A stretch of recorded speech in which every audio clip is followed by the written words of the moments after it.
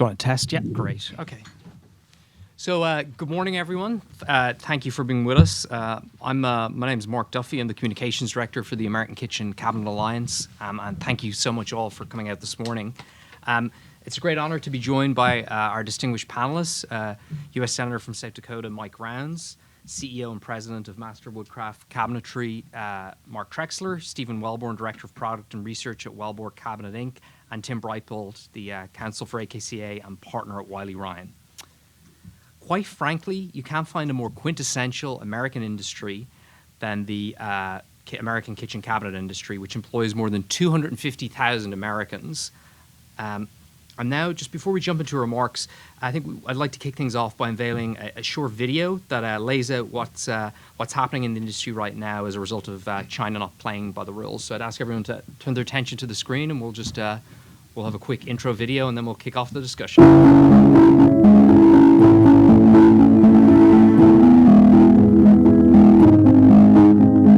We're seeing billions of dollars flow into China from the U.S. in cabinetry specifically every year. 5 years ago, that would have been hundreds of millions of dollars. Now it's billions of dollars. It's speeding up rapidly, the erosion of our business, and we need to do something quickly in order to stop it from happening.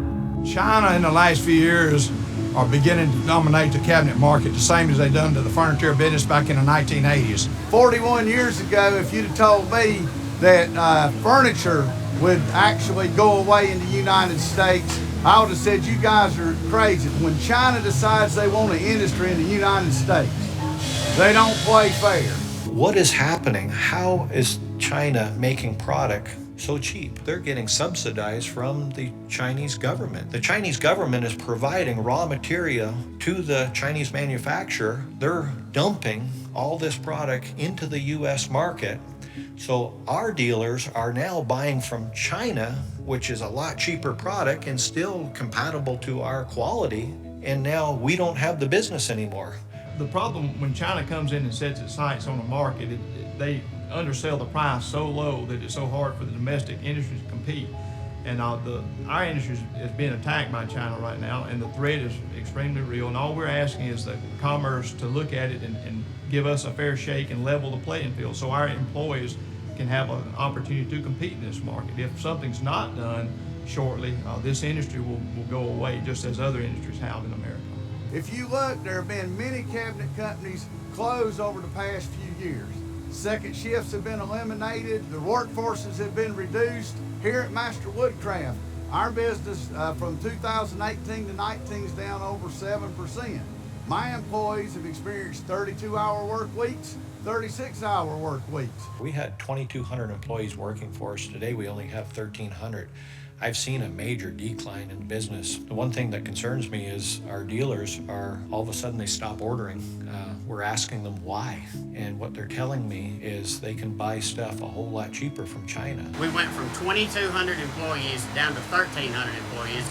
We went from 16,000 cabinets a week down to 10,000 cabinets a week. We went from 70 trucks a week leaving down to 50 trucks a week. We need help, we need action, and we need it now. First of all, I've been in the cabinet business for like 25 years. It's my family's livelihood. My husband worked in the cabinet business, and this is what I do. I live, sleep, Master Woodcraft. I think I order parts in my sleep. If it was not because of this job, I would never completed my college degree. I'm almost done paying for my school, think because of this job and the opportunity they gave me. So everybody in my family has worked here, my mom and dad, brothers and sisters at least one time. I don't know what my family would do. Everything that we have has come from us working at Wellborn Cabinet. I think growing up, I've always thought that, coming here every day, that I would grow up here, I would work here for years and years to come, and even my children and their children, the company would just always be here. And you do sometimes take advantage of that, but now that China has come in and tried to take that from us, it's sad because you don't know what the future holds. It's more than just a job, it's an extension of our family. I was actually happy that my daughter was able to work here. I actually have 4 grandsons and 1 granddaughter, and I would like maybe for some of them to work here one day. But because of China's cheating, I'm not sure there will be a job here. for my grandchildren. Just a year ago, we ran 2 shifts on this line that's behind me now. We've had to lay off that whole shift because we just simply doesn't have the work to perform. If the hours keep dropping and keep dropping, it's gonna hurt me and my family and my coworkers.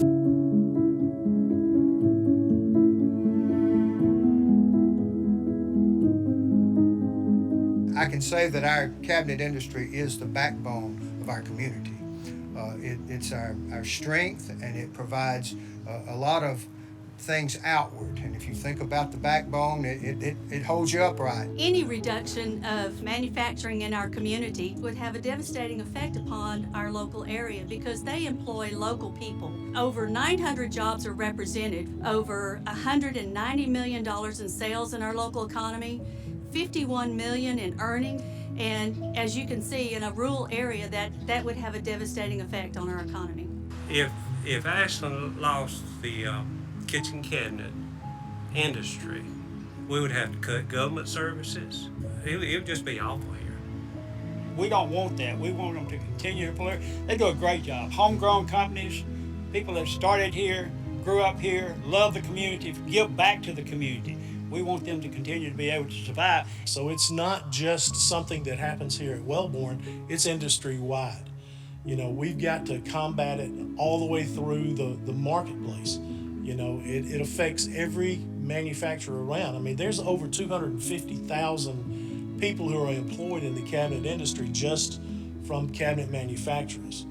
And we need to ensure that those 250,000 people have a job next year or the year after. If I had the opportunity to say one thing to President Trump, we need your administration to take action. Yeah, I'd say to President Trump, thank you for what you're doing. We need action on the China deal to keep America great. My biggest fear one day is to pull into the parking lot and it's empty. The American kitchen cabinet industry is being decimated by China. We need action, and we need it now.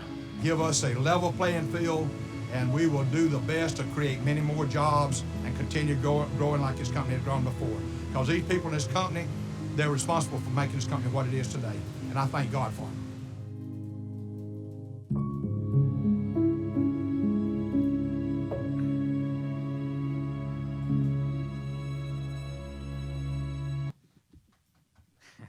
Powerful stuff. I think that the video really puts a human face on the more than 250,000 American workers who are very fearful about the future due to China's unfair trade practices.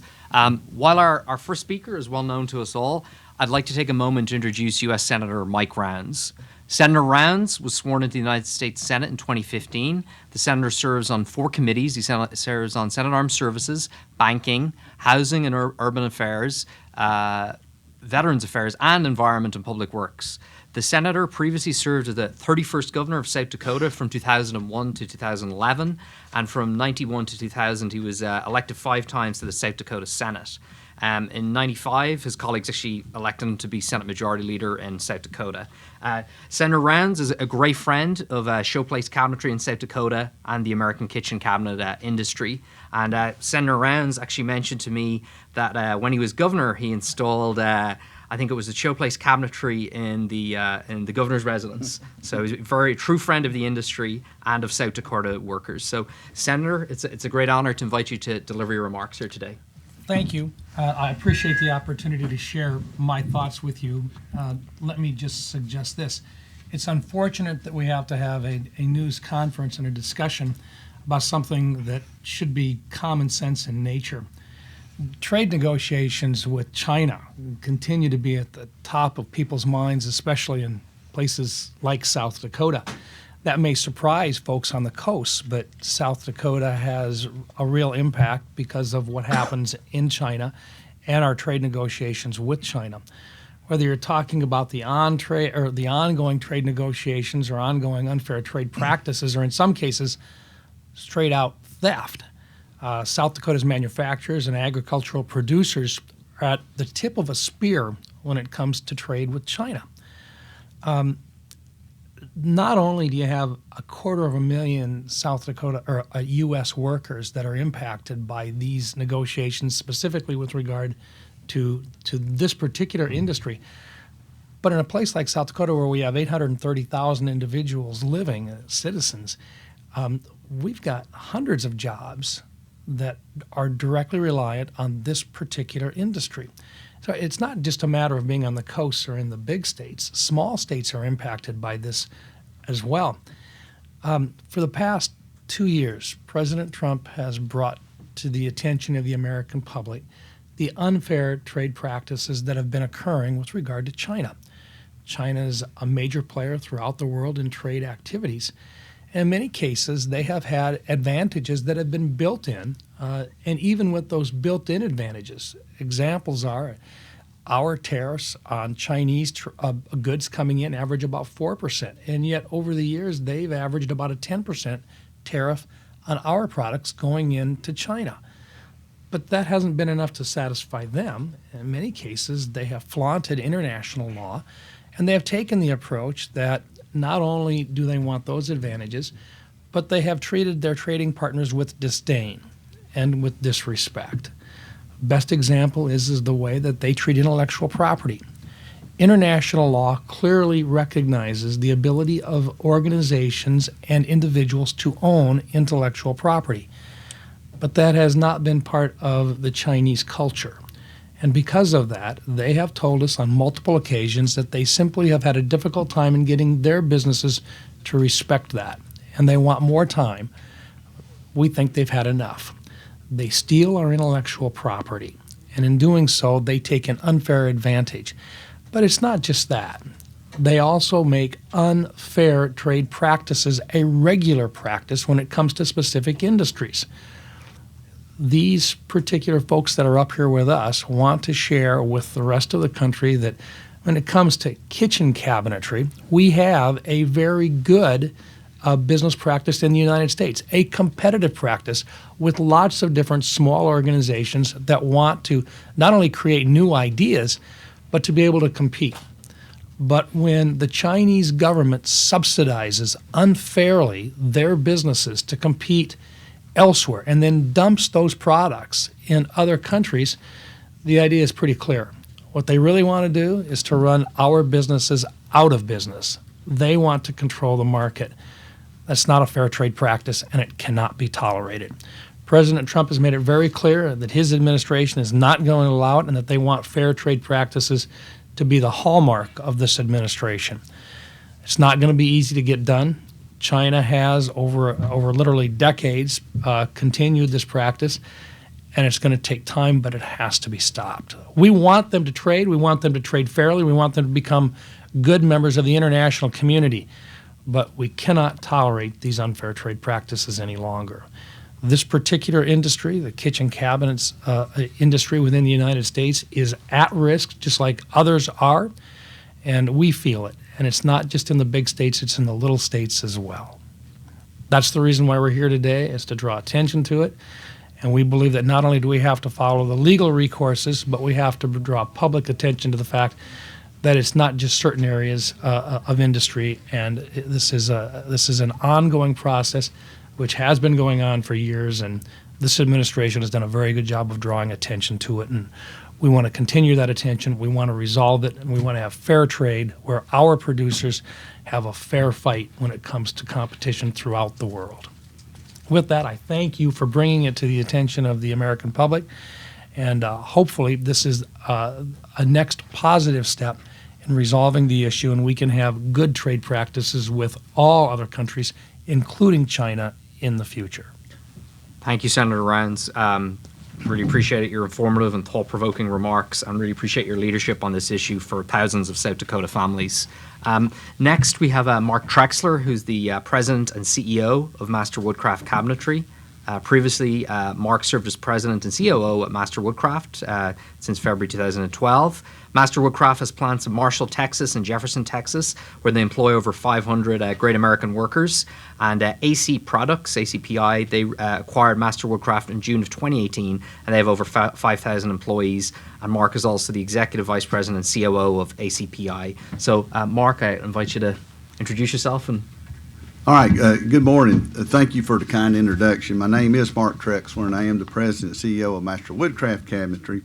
And like you mentioned, I'm also speaking here today is Executive Vice President and the Chief Operating Officer of the AC Products. That's a group of 5 cabinet companies, and also is a founding member of the American Kitchen Cabinet Alliance. It is an honor to be with you today. Quite frankly, you can't find a more quintessential American industry than the American kitchen cabinet industry. My company, Master Woodcraft Cabinet, is an employee, family, and community-oriented company based in Northeast Texas. Master Woodcraft thrived as a family-owned company and grew further and faster in their first 10 years of operation than any other startup company, cabinet company in America. And this was all during the great construction downturn between 2009 and 2011. At Master Woodcraft, we employ over 500 great Americans. We have state-of-the-art facilities in Marshall and Jefferson, Texas. Our values are simple. We're committed to crafting excellent. Our products are made here, made well, made sustainably, and made by family. To me, our workers are like family, and every one of them participates in monthly profit sharing. In 2018, Master Woodcraft joined AC Products, which has 5 companies with approximately 5,000 employees nationwide. We have 11 facilities spread out across the country. Not to mention there are tens of thousands of auxiliary jobs our companies support across the United States. Every day I try to make it a practice of walking the shop floor of our factories. And time again, people will stop me and say, hey, what's going on with the trade case? What are we doing about making this a fair case? Because my workers see the news, they see these stories, and them and their extended families, they worry about the clear and present danger of China's cheating and what it poses to our way of life. Most of these cabinet companies are in rural areas across the country, and that's what the communities thrive on. It pays the taxes, it employs a lot of people, it pays for fire protection, police protection, EMS. But Chinese exports of kitchen cabinets to the U.S. are up by more than 75% since 2015. That doesn't happen without massive Chinese government subsidies and other unfair trading practices. China is taking advantage of the American consumers and American workers by dumping their product into the U.S. market. To put it simply, Chinese manufacturers are exporting products to the United States at well below normal pricing. Their goal is to drive the competition out, take total control of the market, so that the Chinese can dictate the price and quality. Over the last several years, dumped and subsidized imports of cabinets and vanities from China have surged into the U.S. market and are harming the American industry. Recently, I calculated the revenue and jobs Master Woodcraft lost to Chinese imports, just one of the 5 companies. The numbers were shocking. From 2014 to date, the total revenue we've lost to Chinese imports is well over $40 million, and that's just for Master Woodcraft. With this revenue loss, we had to let go a total of 83 workers during the period. In 2018 alone, we lost over $10 million in revenue in 21 big projects. We make multifamily cabinets for the apartment industry, so these are big jobs. We're talking 300-400 apartments, so a lot of cabinets. But we lost these jobs to unfairly priced Chinese imports. But for instance, from 2017 to 2018, our business dropped 7%. And just year to date in 2019, we've lost approximately 3 million jobs directly to the Chinese imports due to price. And during the very first quarter of this year, last year, our people were working 36-hour and 32-hour weeks because of jobs that we could have been running in this country. For another one of our companies, Cabinets 2000, which is located in Norwalk, California, and sells to the California market, their business is down over 48% year to date because of the construction business and stuff has slowed down, and we're just not getting the jobs. The Chinese imports take these jobs from them every day.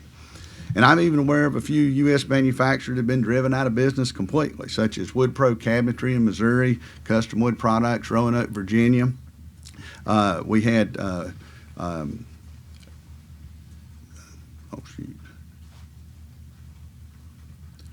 Well, we had Woodmode in Pennsylvania. I was getting them mixed up. That was over 900 jobs at Woodmode. It was recently when they closed.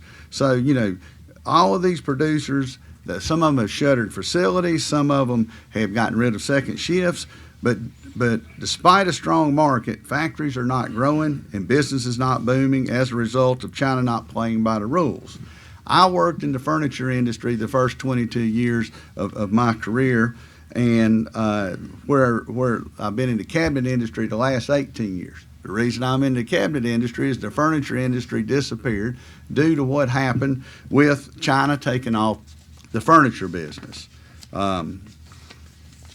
They took the textile business. Being from North Carolina, we saw the hosiery business disappear, but the furniture business was king, and those plants are shuttered. You saw it on the video.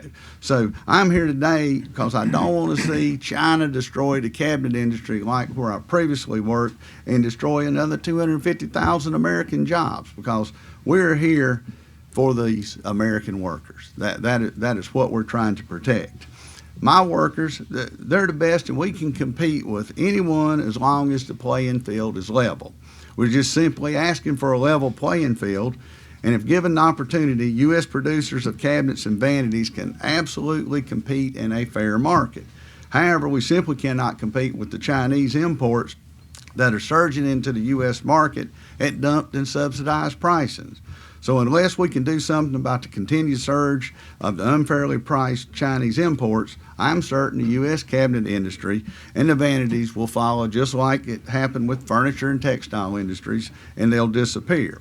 I've seen it with my own eyes, and on behalf of the 500 plus Master Woodcraft employees and the 5,000 employees of AC Products, you know, I'm here to say that we don't want to see China destroy this industry and the loss of at least 250,000 American jobs.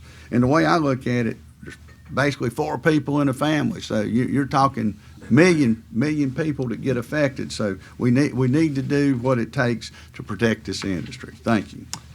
Thank you, Mark, for your insightful remarks. Next, we have Stephen Wellborn. Stephen serves as Director of Product and Research for Wellborn Cabinet Inc. It's a family-owned and operated company, began in 1961. It's based in Alabama. The great founder of the company, Mr. Paul Wellborn, is also with us here today. And Wellborn provides kitchen and bath cabinets crafted by dedicated Wellborn employees with the utmost quality and care. And it's a great employer in Alabama. So, Stephen, it's an honor to invite you to deliver your brief remarks. Good morning. My name is Stephen Wellborn. I'm the Director of Product Research Development for Wellborn Cabinet. I'm also a founding member of the American Kitchen Cabinet Alliance, and it's great to be here with you today. The Wellborn family has been making cabinets for nearly 60 years. My father founded Wellborn in 1961 in Ashland, Alabama, and we started out with a 3,200 square foot building, manufacturing kitchen and bath cabinets. Today we're still in Ashland, but we have almost 2 million square feet. A facility that we manufacture a wide range of cabinet products. We're the largest employer in Ashland. In the surrounding area, we're a completely vertically integrated operation. Timber enters our sawmill and then leaves Wellborn as a finished cabinet. This allows us to control the entire cabinet making process and ensure the quality and craftsmanship that we're known for today. My father, my mother, my wife, my daughters, my son, brothers, sisters, cousins, extended family work in the business. Wellborn is truly a family business. We have 1,300 employees that are part of our extended family. So we have multi-generational families that have worked with us for nearly 60 years, and we provide great benefits to all their employees, such as medical staff on site, a doctor and a nurse practitioner on a weekly basis that they can see at no charge, on-site cafeteria for staff, and we have also built a daycare on site for the working families and mothers that need care for their children. We're an American company and take extraordinary pride in producing high-quality American cabinets. We're proud of the tens of thousands of indirect jobs that Wellborn supports. We make it a priority to give back to our local schools, churches, and volunteer activities in our communities. All of us at Wellborn, from my father, Paul, who founded the company, down to our workers on the front lines, are extremely concerned about the surge of Chinese cabinets imports flooding our shores. The Chinese product is undercutting U.S. pricing, with finished cabinets import prices in most cases 20 to 60% less than the U.S. prices and less than the cost of materials for the U.S. producers. The volume and the market share of Chinese cabinets imports are rapidly increasing and have reached well over 40% of the market. since 2015. China has increased its imports of kitchen cabinets into the United States by more than 75%. To put it simply, the American kitchen cabinet manufacturers cannot compete with these unfair prices. Our dealers used to be able to sell American cabinets, but the Chinese cabinets we see in the market today are priced so low that it's difficult for the domestic dealers to sell our products, and American products which are priced fairly and of high quality. There should be a strong market for the U.S. cabinet producers. There's a strong demand in the United States for cabinets right now. New home construction has increased approximately 21% since 2016. At the same time, remodeling expenditures have increased approximately 6% each year. Simply put, the domestic industry should be doing a lot better right now, but we're not, and I can tell you that it's because of Chinese imports. It's not clear to me how China cabinets can come into the United States at such low prices. Excuse me. We see imports of Chinese we see imports of Chinese cabinets priced almost as low as our cost of plywood to produce that same type of cabinet. It makes no sense. China's cheating is having devastating impact on our business and the livelihoods of all of our employees. At Wellborn, we have gone from producing 16,000 cabinets a week to 10,000 cabinets a week. We have gone from 70 trucks of cabinets leaving every week to 50 trucks. Most importantly, we have gone from 2,200 employees to 1,300 employees. China's cheating is having a real impact on the American kitchen cabinet industry and represents a serious threat to our survival. Wellborn is proud to be a part of the largest trade case ever filed against China in the International Trade Commission and Department of Commerce to save 250,000 jobs, American jobs. While there is still much more work to do, investigations have formally been initiated by the agencies at the ITC has issued a unanimous preliminary affirmative determination of material injury to the domestic industry by the reason of imports from China. It's very important to note that the Wellborn plant is in the heart of rural Alabama, and we are truly the backbone of our local community. And our 1,300 jobs in kitchen cabinet industry went away, the nearest larger employer would be over 40 miles away. The vast majority of these, more than 250,000 American kitchen cabinet jobs, are in America's heartland. If these more than 250,000 jobs go away, the impact would be devastating for local workers and their families. We are all for free trade, but it must be fair trade. What China is doing to the American kitchen cabinet industry is not fair. My family and our 1,300 employees make the best product in the world, and we can compete with anyone on a level playing field. On behalf of Wellborn, I'm here today to ask Washington to level the playing field and to stand for the 250,000 American jobs in our industry. Thank you. Thank you, Stephen. Thank you for your remarks. I really appreciate it. Finally, I'd like to introduce Tim Brightbill. Tim is the counsel for AKCA, and he's a partner at Wiley Ryan, one of the great DC law firms. Tim represents clients on all aspects of international trade law and policy, including trade remedies and trade negotiations. And he's also been an adjunct professor at Georgetown Law Center for 16 years. So Tim graduated from Northwestern, and he obtained his JD from Georgetown University. So Tim, delighted to have you deliver your remarks to the group here today. Thanks, Mark, and thanks everyone for being here today. I thought I'd give 3 or 4 overview points and then go through a little bit about where we stand in the legal case right now, and then we'll get to the questions. So just some things to keep in mind as we're talking today. First, this is one of the largest trade cases ever filed against China. It affects somewhere between $2 billion and $4 billion worth of imports. That's an extremely large case. Secondly, this case also affects a huge number of U.S. workers. You've already heard 250,000 jobs at risk. It's a massive American industry located largely in the heartland, so the stakes are very high. Third, these are not trade war tariffs that we're asking for. Anti-dumping duties and countervailing duties are permissible, and they're recognized under U.S. law and under World Trade Organization law and rules. Our trading partners also use these trade remedies laws as well. So it's a legal process, and one that we're very confident will succeed at the end. Fourth, I think it's important to know that many U.S. consumers don't even know that they're buying Chinese kitchen cabinets and wooden vanities for their homes. You heard 40% market share. A lot of these products, most of these products, are brought here in ready-to-assemble flat packs in a box that may say made in China, but then the box is open, the cabinets are assembled, and they're delivered to customers and the companies that do this have very innocent sounding names. Some of them advertise assembled in the U.S., designed in the U.S., but they're made in China. So again, keep those things in mind as I go through where we're at in the trade case. The American Kitchen Cabinet Alliance led a multi-year effort to try and address these unfair trade practices. We filed anti-dumping and countervailing duty petitions in early March of this year. So we're about a third of the way through the case. This alliance represents a majority of the domestic industry. The anti-dumping petition alleged China dumping here in the United States at margins of more than 175%. And the countervailing duty or subsidy petition identified more than 35 subsidy programs that have benefited the Chinese cabinet and vanity industries. Things like grants, discounted loans, discounted raw materials and wood, land, electricity, the list goes on and on. For the trade lawyers in the room, you know this already, and the reporters, but this happens at two agencies, the Commerce Department and the International Trade Commission. The Commerce Department determines whether imports are dumped and or unfairly subsidized and calculates the duty rates. The International Trade Commission decides whether the imports have materially injured the U.S. industry. We've already won a unanimous preliminary determination of material injury on April 19th of 2019. And importantly in that decision, the Commission made some key findings.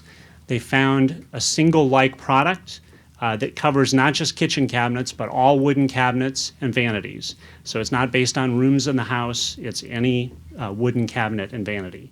They also found that the volume of subject imports was very significant and that those imports have had huge negative effects on the domestic industry. Where we're at in the case is that the Commerce Department will now decide preliminary subsidy rates on or before August 5th, 2019.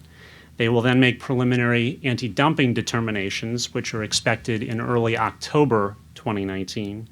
At that point, cash deposits will be collected from importers bringing in wooden cabinets and vanities from China.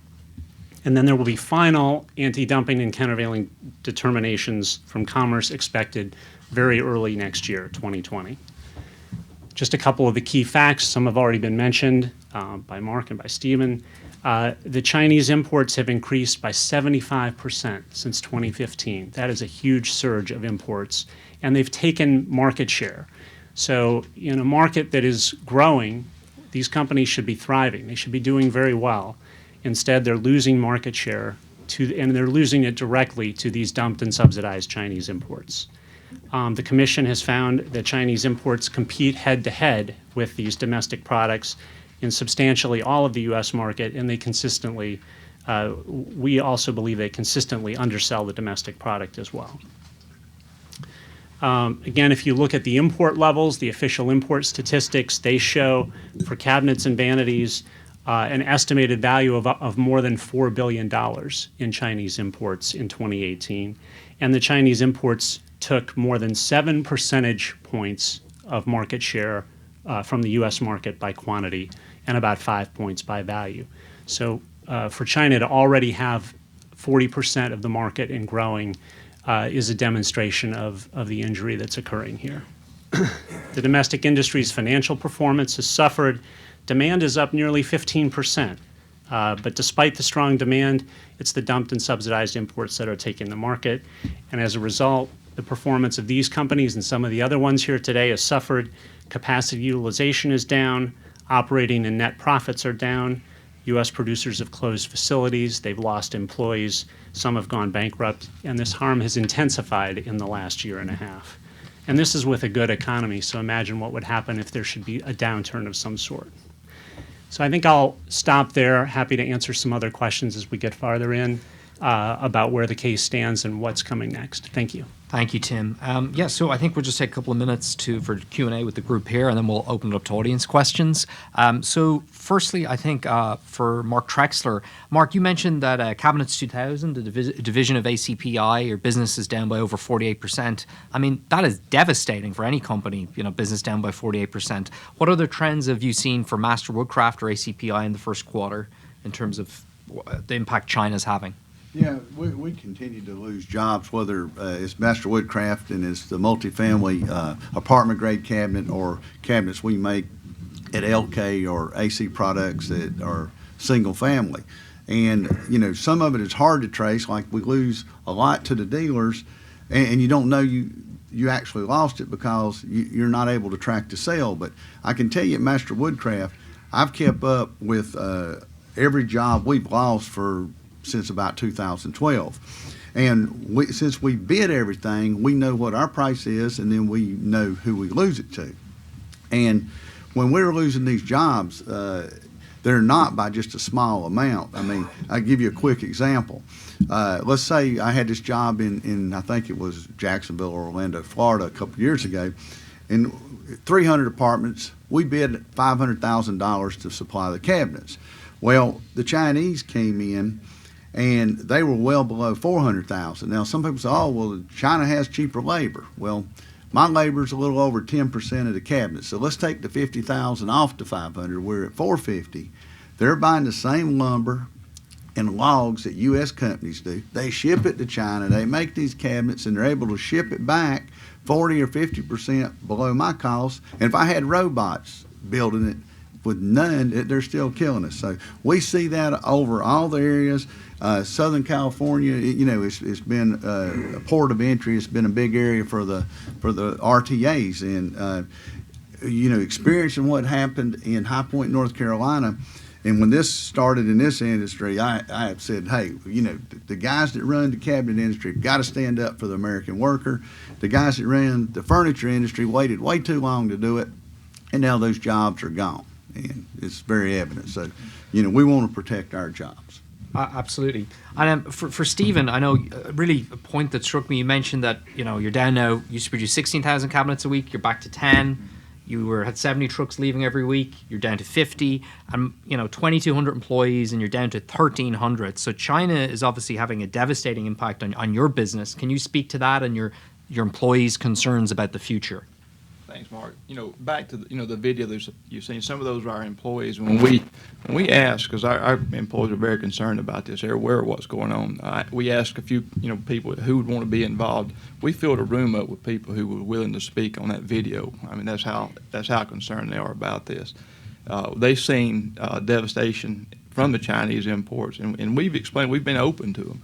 But it's hard when you walk on a factory floor. Part of my responsibility is making sure we are efficient in our equipment. You know, I've purchased most all the equipment in the last 30 years, and making sure we've got the best technology to produce with. But as Mark said, there's nothing out there that you can be efficient enough to compete with the China when they're you could take your labor cost and material cost to zero and they're still under you in the market. It is absolutely because of Chinese dumping. If that's not fixed, our industry, the video that you've seen of the furniture plants were real buildings. You know, and those jobs are gone. I've walked through some of those buildings.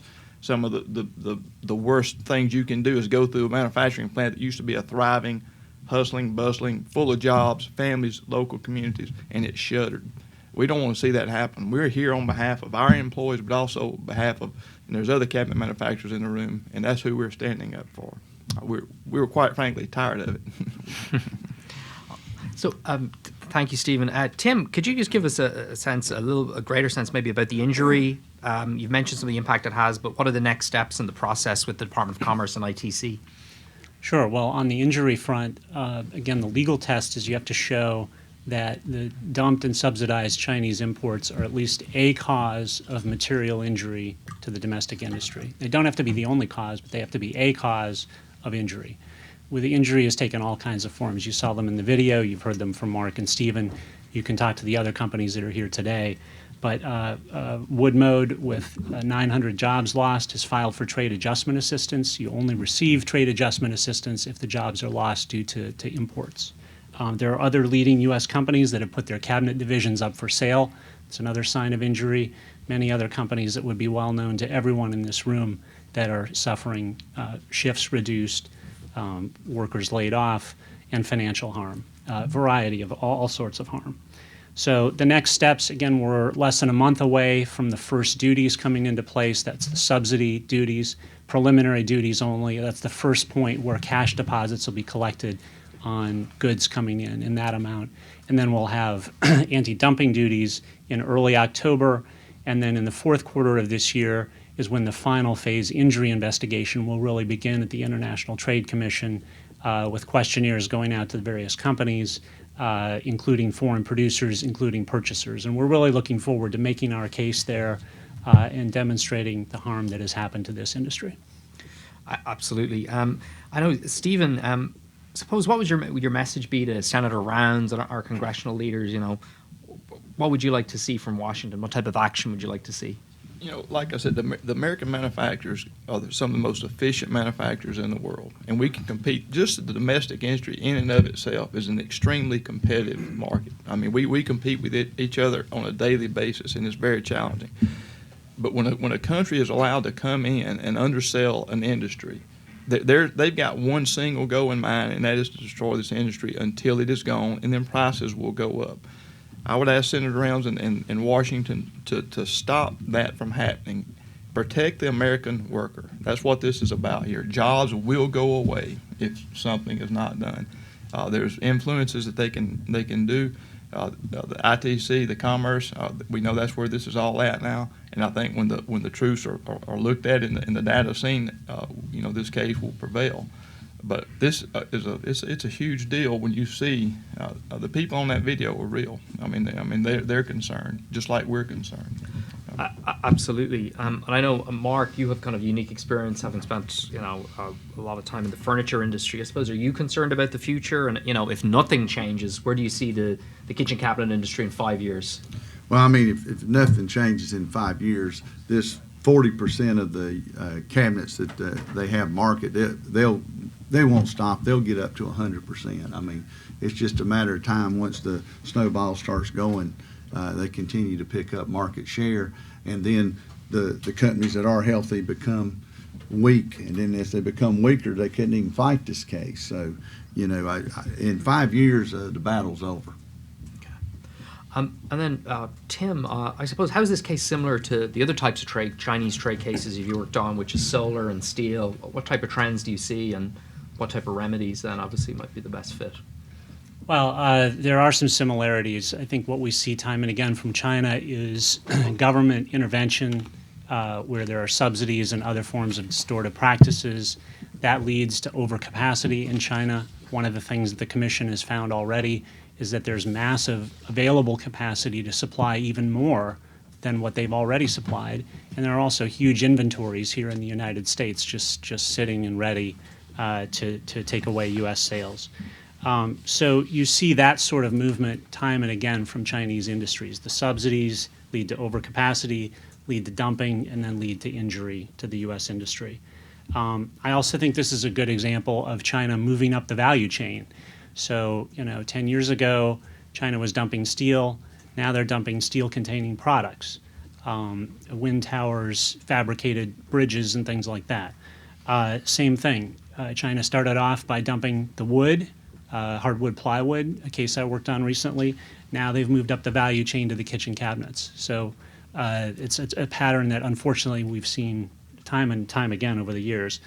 I will say that this case is different in a couple of ways. I highlighted one, which is many more jobs. I mean, 250,000 jobs is huge for a domestic trade case. And also, as I mentioned, this is a consumer product where the customer maybe is unaware that it's a Chinese product they're looking at. I mean, when many of you came to work today, you probably went by a dealer, a kitchen and bath dealer, and what they carry is the Chinese ready-to-assemble product, and they'll carry a U.S. line. So they compete head-to-head, they compete side-by-side. When they get to somebody's homes, the cabinets don't necessarily say made in China, but China's won the competition because it's selling for 20 to 60% less than the comparable U.S. product. And that's not because the Chinese cabinets are that much cheaper, it's because of unfair trade practices. Absolutely, I think you're spot on. So we have I know we're a little bit tight on time, but we're happy to open up for a couple of audience questions, Q&A. So if there's any reporters in the room, we have a handheld mic here. So anyone has questions, happy to touch on that very briefly. Sure. Well, let's start with Reuters, is it? Yeah. Okay. Happy to. Thank you. Jonas Ekman from Reuters. I was just curious, Mr. Brightbill, about the identification of 35 subsidy programs. Can you talk a bit about like what kind of programs they are and? Sure. Yeah, really, the number of subsidy programs ranges the gamut. It's it's all aspects of production. So some of it is just grants, grants to companies in specific regions or specific provinces of China. There can also be distortion due to specific export subsidies, export-import subsidies that directly encourage Chinese industries to export product, not just to make it, but to export it somewhere else. You've also got state-owned and state-controlled banks in China, so there's a lot of discounted lending that goes on. And then you've got everything from the wood itself that is subsidized, all the raw materials that go into a cabinet or vanity, discounted electricity, discounted land, other discounted raw materials. So it's a long list of subsidy programs. It's very familiar to anyone who's worked on these kind of trade cases before. Okay, absolutely. So any other questions? Yeah, absolutely. This young lady here. Ryan Har from Bloomberg. I was wondering if you have any concern about Taiwan taking China's place as a low-cost producer. Well, obviously there are concerns, whether it be Taiwan, Cambodia, Vietnam, that it's been practiced in the past where these industries do move, and they move some of it just to circumvent the tariffs. You know, sometimes they'll move it and it still was made in China. So, you know, we would expect them to look at other countries. Sure. I'd like to add to that, we prepare for that fight also. Yeah. We're not going away. And I'll just highlight, we've seen this in other cases too, where the product continues to be made in China, but it gets shipped through a third country, whether it's Vietnam or Malaysia or Cambodia. You know, the box gets changed, the label gets changed, maybe even a little bit of minor processing to the product, but it's still a Chinese cabinet. The scope of this case particularly covers Chinese wooden cabinets and vanities, even if they are minor processed in a third country. So even if they're painted somewhere else or cut somewhere else or finished somewhere else, it's still a Chinese product subject to this case. But unfortunately, the cheating starts early in these trade cases, and we'll have to monitor it very closely. Absolutely. So I think we've one more question, and then we're going to cut to a video. Does anybody else? Sure. Yes, Mark Boschetti from Congressional Quarterly. You indicated that a lot of this product is shipped flat to the U.S. in containers, but most consumers don't buy it and assemble the cabinets, I assume. So there must be some kind of an industry here that's actually assembling this stuff. Could you explain how that works, please? Yes, most of the importers that are bringing in the product, as you say, is a flat pack or unassembled, and they do that just for shipping costs. I mean, you'd be shipping a lot of air if you ship it assembled. So they ship it and they warehouse it here, and when the consumer or dealer orders it, they have an assembly line to put the cabinets together, and they leave the factory just like ours leaves our factory, assembled on a semi or some type of a freight carrier. And just to put that in perspective, what that turns into, if we took our 1,300 employees that we have in our company and we became an assembler of Chinese cabinets, those 1,300 jobs would turn into about 150. That's the ratio that you lose when you lose the domestic manufacturing. Yeah, a lot of these companies are vertically integrated. You know, our companies start with the rough mill where we're cutting the lumber. We make our own doors. We make our own face frames and stuff.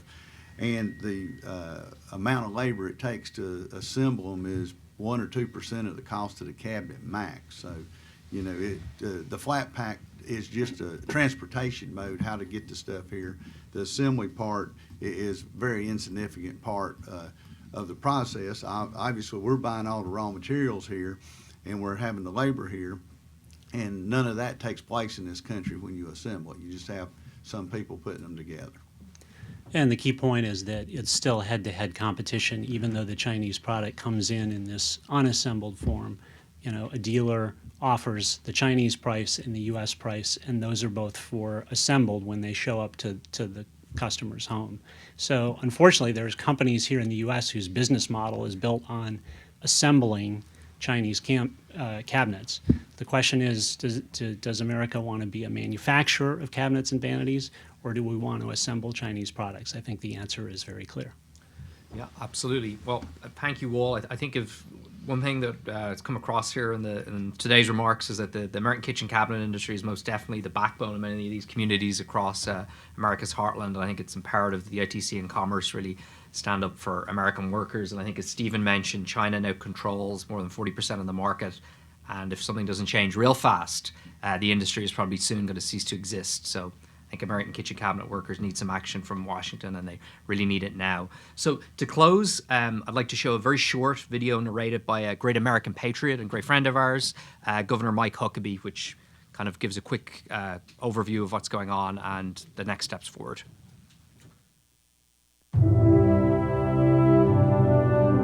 Cabinet making is one of America's oldest and proudest professions, dating back to the founding of our great nation.